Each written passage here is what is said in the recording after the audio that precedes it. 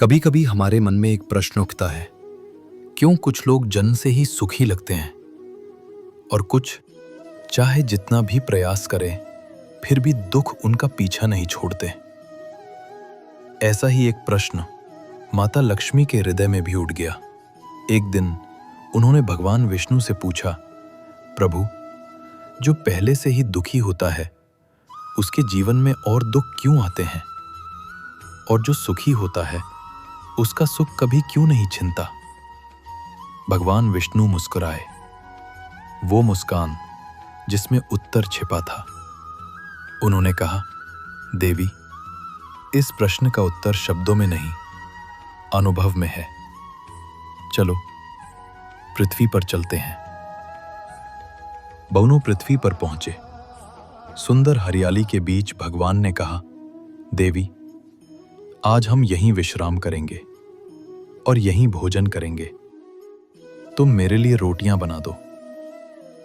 माता लक्ष्मी ने हंसते हुए कहा, ठीक है प्रभु, लेकिन चूल्हा जलाने के लिए ईंटें चाहिए, मैं गांव से ले आती हूं।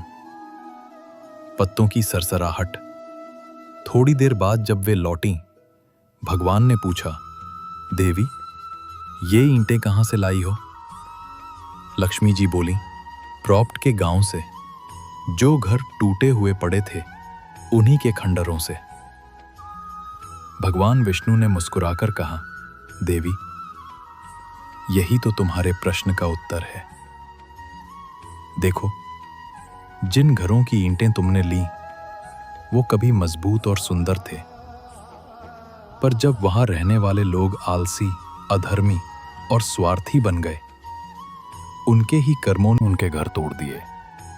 जो मनुष्य अपने जीवन की नींव सदाचार, परिश्रम और भक्ति से मजबूत बनाता है, उसका सुख और समृद्धि कोई नहीं छीन सकता। पर जो अपने कर्मों से जीवन की दीवारों को कमजोर कर देता है, वो स्वयं अपने सुख का विनाश कर लेता है। माता लक्ष्मी ने श्रद्धा से सिर झुकाया। अब समझ गई प्रभु, सुख और दुख ना तो किसी भाग्य का वरदान है, ना किसी ईश्वर की सजा।